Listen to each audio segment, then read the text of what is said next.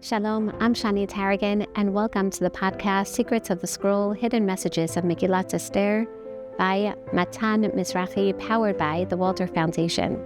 In this series, we're going to explore textual allusions, literary messages that are hidden in the text of Megillat Esther, teaching us messages of not only the story itself, but allusions to the other 23 Sfarim of Tanakh.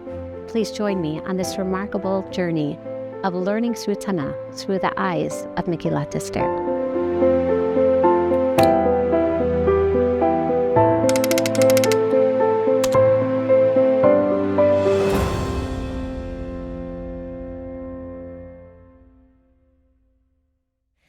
Welcome back as we continue to explore the secrets of Tanakh as unfolding through Megillat Esther.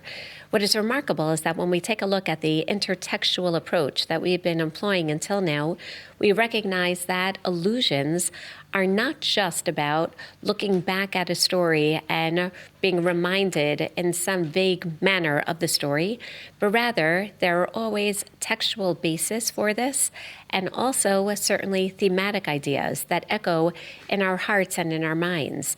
And therefore, part of the challenge when we incorporate this approach is, on one hand, to appreciate the allusion itself. In other words, what the author is trying to do is basically bring us back, or as we know in musical terminology, first create some type of resonance so that the words, the motif resonates within us. Then what we do is we recognize, oh, this is consonance. It reminds us of the sound of the story. And as soon as we appreciate the consonance, we can also appreciate the dissonance. What's different about the story? So whether it's the application of what Robert Alter will call a type scene in Tanakh, where we see an actual type of a scene repeating itself. The most famous, perhaps, that we will be exploring soon is the scene by the well, or whether it's going to be an actual word, a milah mancha, words that repeat themselves, a motif, a light word in one story that brings us back to another story, or even certain very dominant themes that we're going to see that in order to make sure that they resonate, there will be textual parallels. So, for example, as we open up Sefer Shoftim, it's clear that Mordechai and Esther want us to revisit particular stories of Sefer Shoftim. After all, Sefer Shoftim, as Chazal teach us, and Masechet Bava Batra, Daf Yudalet and Tetvav, is attributed to the authorship of Shmuel Hanabi. And therefore, today we're going to be exploring the first, really, of what we call Kitvei Shmuel.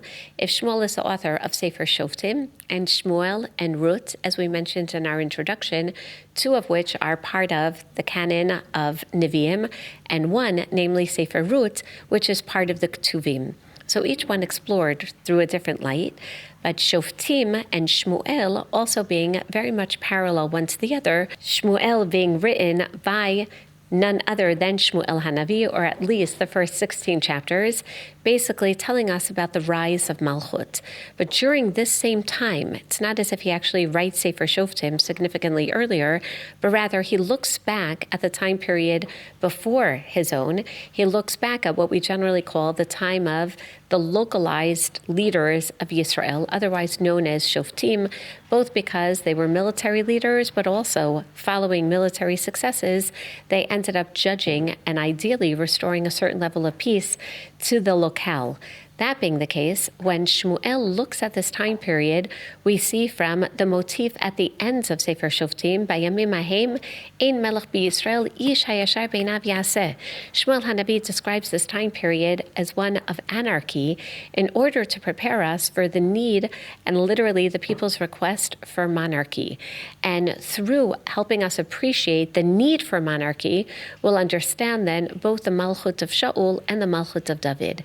Now this obviously is going to not only resonate, but serve as a basis for Megillat Esther, because Esther, from the line of Kish, from the line of Shaul HaMelech, is herself going to struggle and basically present not only to the Yehudim of her own generation, but basically for all of the generations thereafter.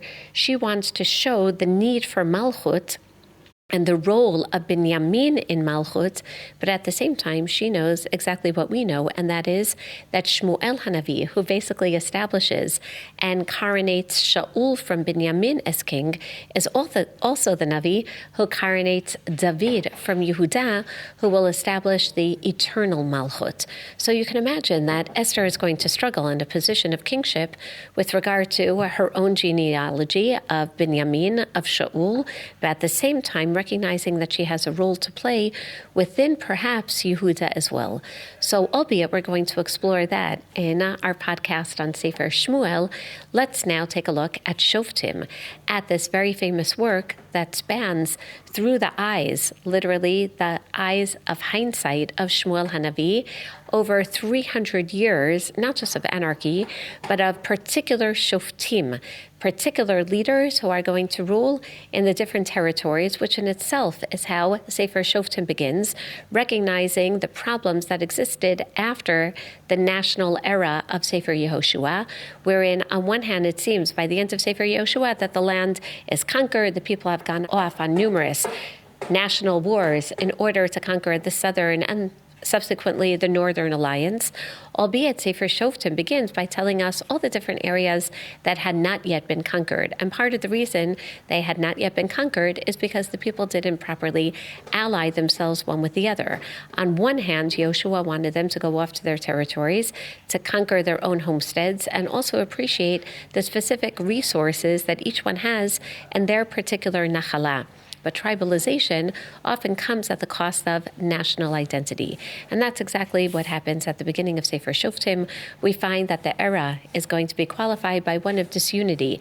And as soon as there's disunity and therefore lack of proper conquest, then you naturally have the infiltration of all the different cultural influences that unfortunately are going to affect the nature, the religious nature of Am Yisrael. Now, why is this so significant as we look at Megillat Esther? Because Shmuel Hanavi decides to open up the book of Shoftim, already knowing not only about Malchut Beit Shaul, but also knowing about Malchut Beit David.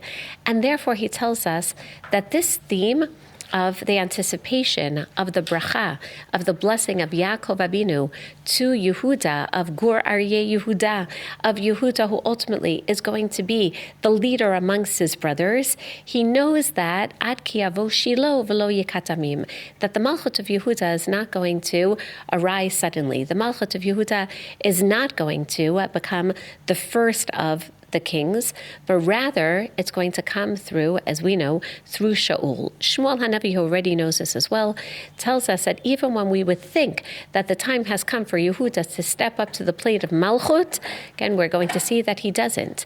Where do we see this? The beginning of Sefer Shoftim. How does it start? Vayhi acharei mot Yehoshua, v'yishalu b'nei Yisrael b'Hashem lemor, mi ya'aleh lanu el ha'knani batchila. Who should get up and fight against the Knanim in the southern area of Eretz Yisrael? Who are the warriors?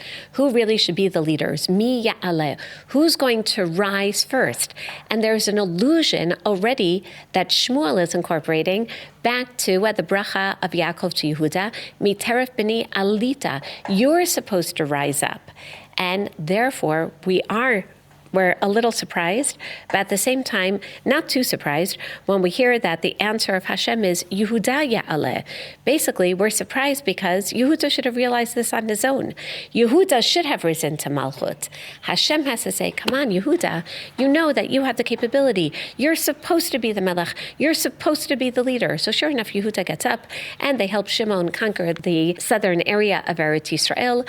And then the next story tells us about Kushan Rishatayim, of all these other nations coming in from the borders of Eretz Yisrael, and the rise of Otniel ben Knaz, who was going to marry the daughter of Kalev, Achsa, and he basically, again, almost as a foreshadowing for David, literally marrying the daughter of Shaul, also in the context of war.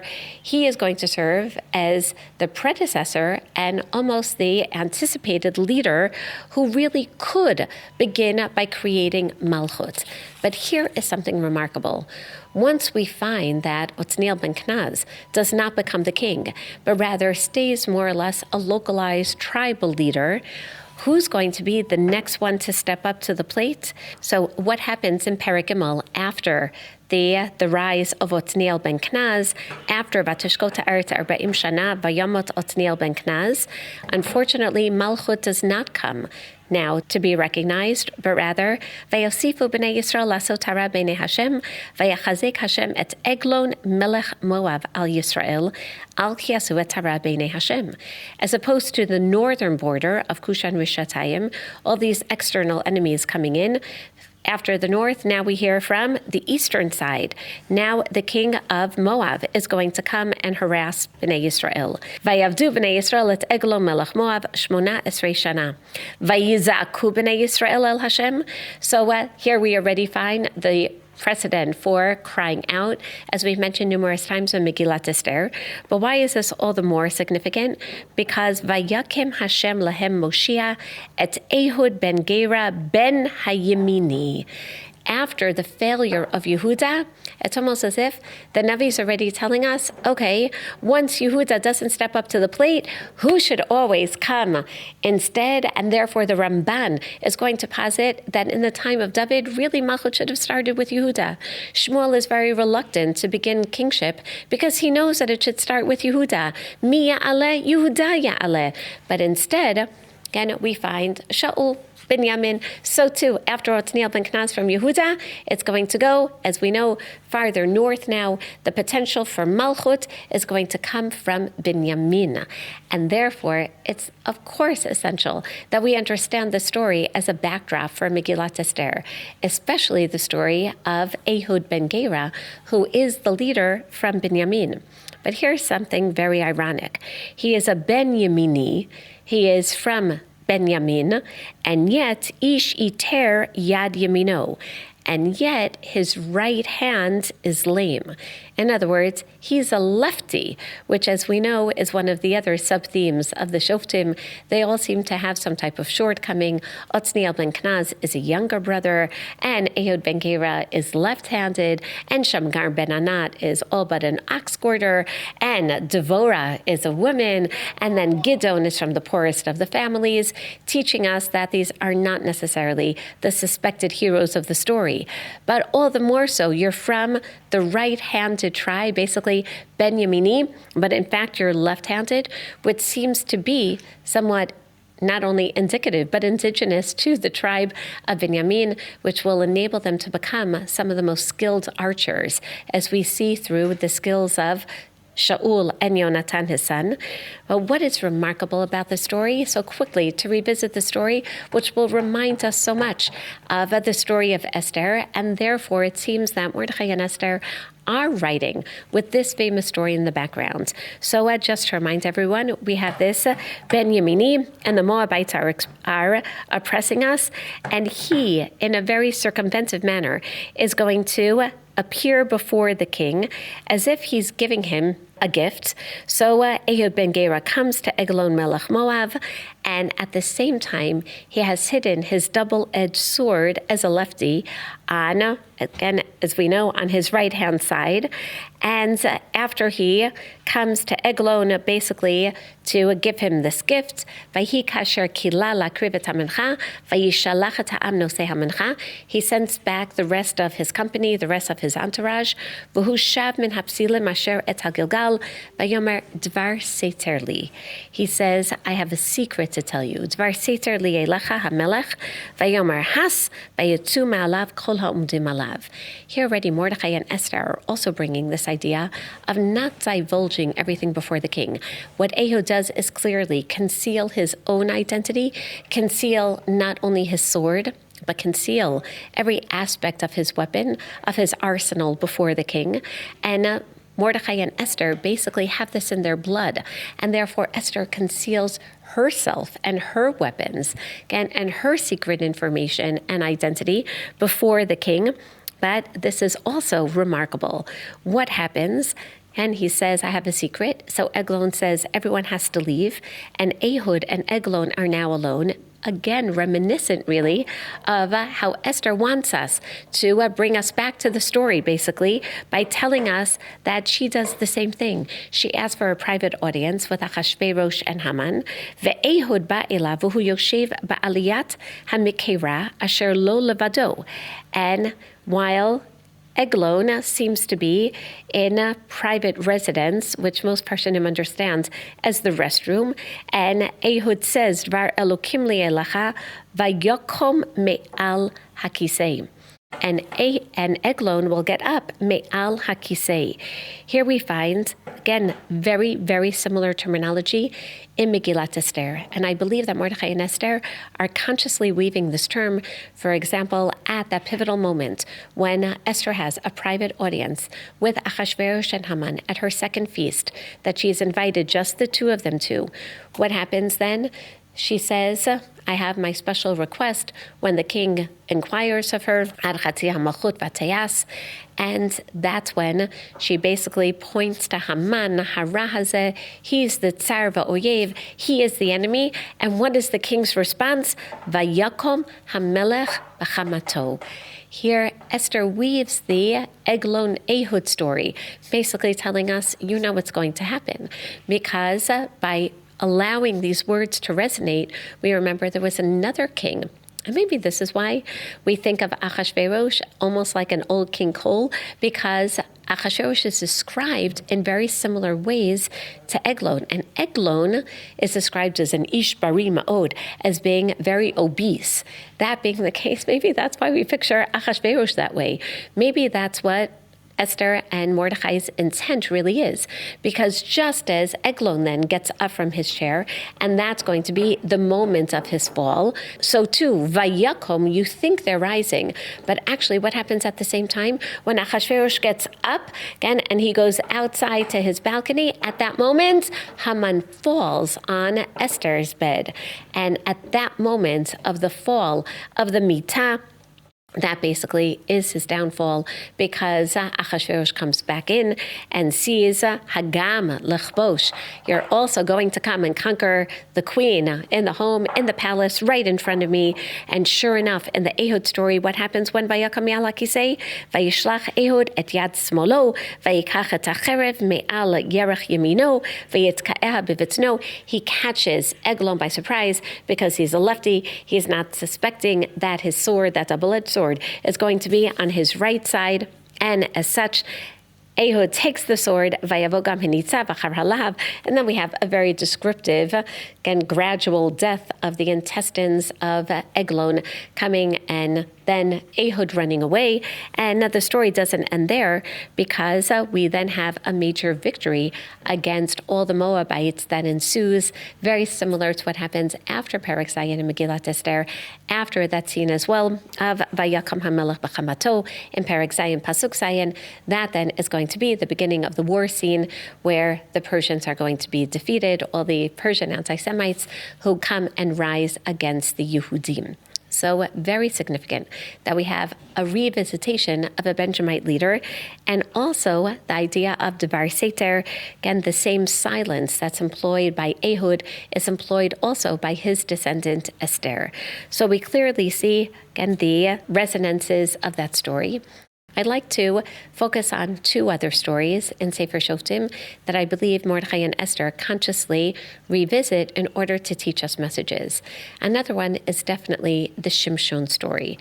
The Shimshon story, albeit from Shevet Dan, but it's not clear exactly what his identity is. But there, what is significant is how Shimshon is also going to try as an individual to infiltrates the Plishtim, who serve by the end of the time period of the Shoftim as our primary nemesis. If the beginning of Sefer Shoftim was depicted as a time that unfortunately we had not yet finished off the conquest and were vulnerable to those nations coming in from outside, the end of Sefer Shoftim depicts a further decline wherein even the internal borders are going to be in danger, and therefore our western enemy The Plishtim, the sea people who came in at the same time, are also infiltrating the lands, not just culturally, but physically as well, trying to take over dominion of the land.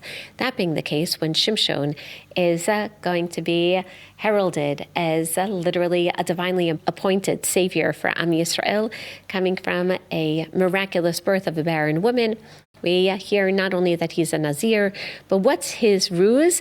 So if you remember, his first attempt to somehow infiltrate the Plishti camp is through marriage. He's going to marry a Plishti. So very interesting that we have also Esther's, one can say, secret plan as devised by Mordechai is through her position, miodea imlei kazot, higat lamalchut, through that position, she's also going to be able to literally infiltrate the other nation, infiltrate the palatial walls to try to subvert the plan, I was going to say of the Plishtim, but basically of Haman.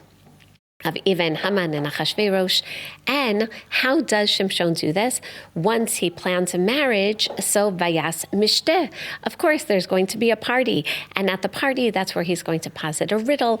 And that's going to be literally his plan, his device of trying to rile up the curiosity for the riddle through a mishteh.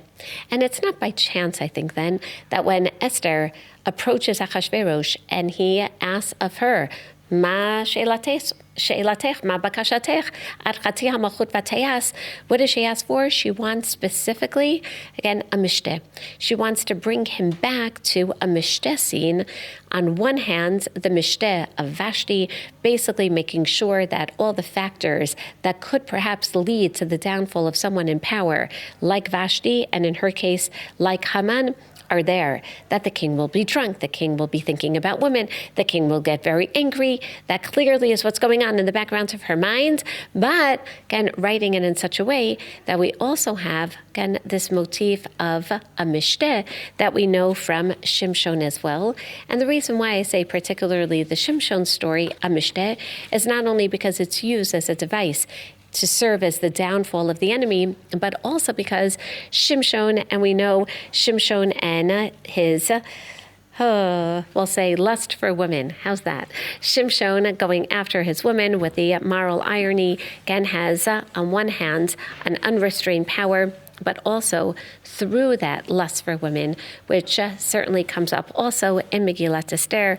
And we see that the women in the story over and over again, particularly at the end, Delilah, who extracts secret information from Shimshon that leads to his downfall, Esther is saying we could also, as a woman, we could also use those same seductive devices, again, to our benefit and basically lead to Haman's downfall, which is exactly what happens. Esther and Mordechai beautifully weave the Shimshon plot into their own plot of the story to basically teach that Esther is going to be redeeming Shimshon's failure. Shimshon, who literally breaks down by it, who unfortunately does not succeed in fully annihilating or even rallying up the people of Yehuda to go and fight together with him in Gaza. And it's going to be Esther who says, Lech knos et kol haYehudim, and through a mishteh like Shimshon, she will be able to lead to the downfall of the enemy.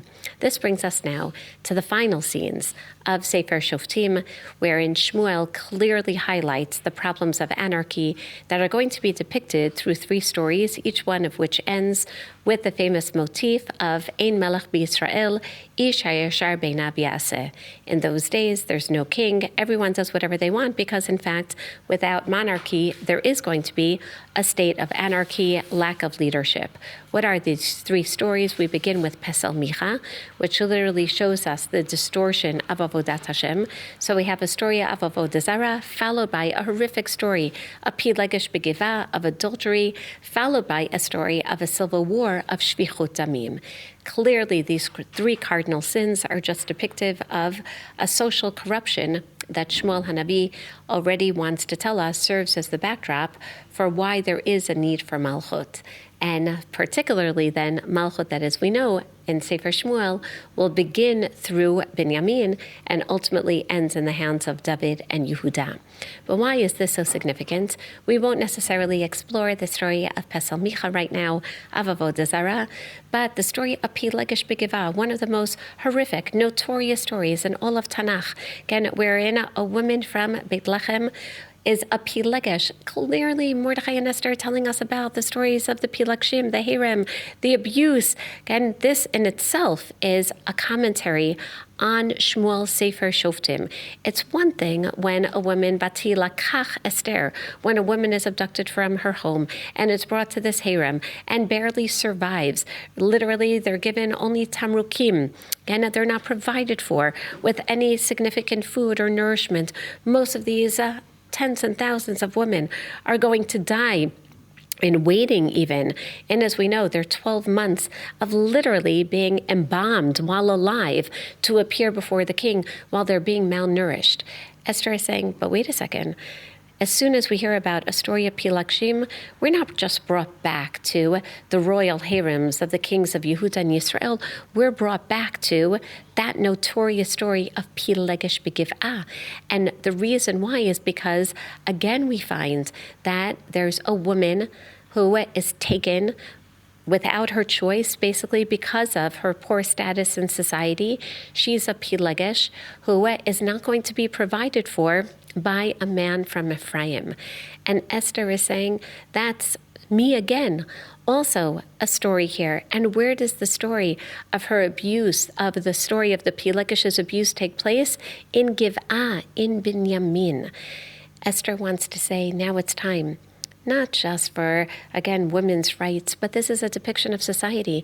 If women are unheard, if women are abused, then as we know, this tells us about the corrupt nature of that generation. So she's saying, in Chutz La'aretz, this is what's going on with other nations. Do you remember how you did this also? And therefore, she's going to redeem the Pilegesh Begiv'ah, who is taken and abused by Ben-Yamin.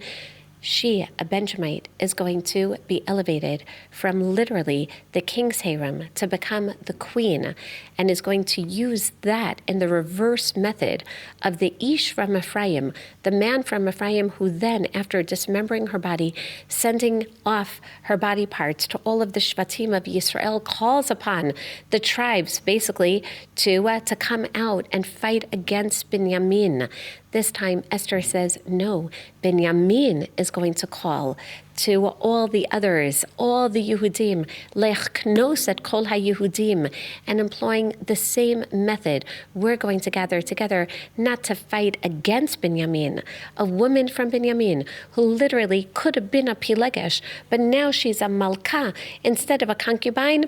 She is the queen. She is going to also be responsible for organizing and unifying everyone else, not against Ben-Yamin, but in support of her. Tsumu alai, you're going to fast for me. And we see that this motif continues as they go out to war. We find that the first two attempts of going out to war against the people of Ben-Yamin, unfortunately, are not so successful. What do the people of Yisrael do? We hear in Perechaf, Pasuk Chavav, Vayivku, Vayishvu Shem Lefnei Hashem, Vayatsumu Bayamahu Ad Ha'arev. So they fast, and their fasting is really being mocked here by Shmuel Hanavi, saying they're fasting for the sake of going and fighting against their own brethren. And then here's a beautiful depiction and allusion that we find, Pasuk Lamed, Vayalu b'nei Yisrael el b'nei Binyamin, Bayom hashlishi, vayarchu el hageva kepam bepa'am, vayitzu b'nei Binyamin lekrata'am, hanatku min ha'ir, vayachelu la'akot me'am chalalim, kepam bepam, that it's only on the third day, Bayom hashlishi, wherein the people of Yisrael come, and this time they are able to, unfortunately, nearly annihilate Esther's tribe, the tribe of Binyamin. Notice 3 days. Esther says, now I'm going to fix that. I am going to asked for a fast, just like you fasted before you fought against one another. You're all going to unify. You're going to come together and you're going to fast together, not just to fix the problems of fighting against Ben-Yamin, not only to fix this vociferous nation, but you're also going to fast literally to fix the corruption of the time, the assimilation, the infiltration, all the problems of Sefer Shoftim that we've been discussing. Esther basically re-employs in her tactic. I'll have a mishteh like Shimshon, but this time we're going to use it as the basis for power. We're going to fast for 3 days on behalf of Ben-Yamin, on behalf of me, so to speak, looked at as almost the concubine become queen of Ben-Yamin. And then on the 3rd day, instead of annihilating Ben-Yamin, the people of Yehuda and the other tribes, now Esther is going to come and request that the Yehudim, that the rest of Am Yisrael not be annihilated.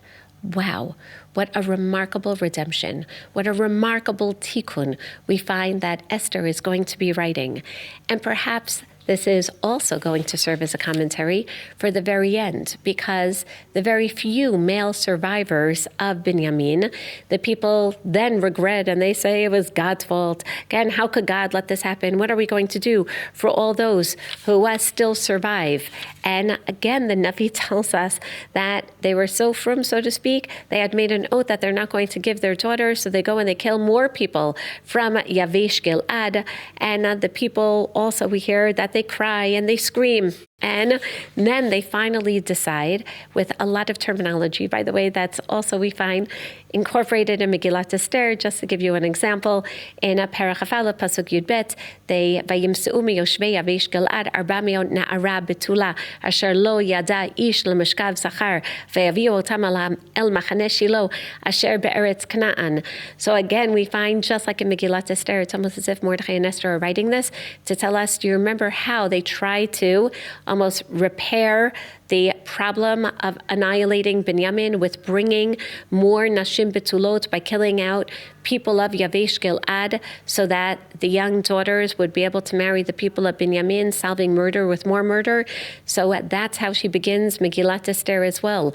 Look at this. All these Narot Betulot who have never slept with a man are going to be brought by Aviu El HaMachaneh. It's like bringing them to the king. Basically, the continuation of abuse.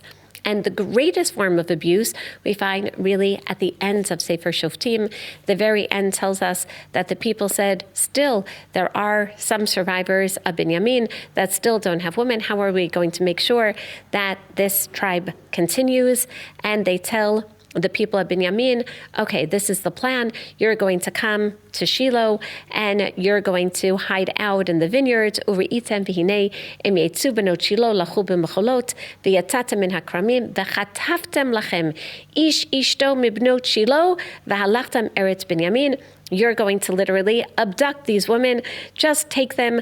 And we find the same terminology that Esther uses in Megillat Esther when people tell you, when the fathers come and say, where's the dowry?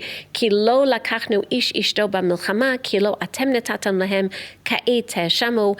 And they're the ones who, in the end, lakhu, they take these women, just as we find that the Persians take these young women from all over the countries, the 127 lands, and bring them to Achashverosh. So we have the ironic ending of Sefer Shoftim, which is the people of Ben-Yamin literally abduct women. They bring them to their homes. Vayashuvu el nachalatam, vayivnu et harim, vayishvu bahem, vayituchu misham b'nei Yisrael ba'etahi, ish l'shivto u'lemishpachto, vayitzu misham ish l'nachalato. It's almost as if, ironically, it ends, and they went to their Nachalah, they went to their territory and they lived happily ever after. But no, Bayamim Mahem ein melech b'Yisrael, ish hayashar beinav ya'aseh. But there is no malchut. Esther writes and she says, I may not be living in a time of prophecy, but you all know the story of Shoftim, written down by Shmuel the prophet. You all know that the corruption of society is depicted through, literally, the abuse of women. So I am going to fix what you did to Ben-Yamin. As a Ben-Yamite woman, I'm going to stand up and I'm going to unify you through proper fasting. I, who was also a victim, just like the Pilegesh, and just like, literally, my own tribe that also did something wrong. Again, we took the women, and again, I was taken to the palace of the king. But now I'm going to elevate the status of Ben-Yamin. I'm going to fix what they did, but also show you how proper malchut works. Proper malchut unifies for the sake of not only the respect of the women, but for the sake of proper fasting and for the sake of unity. And therefore, what Esther is basically saying is that I am deserving, really, of being the Malka.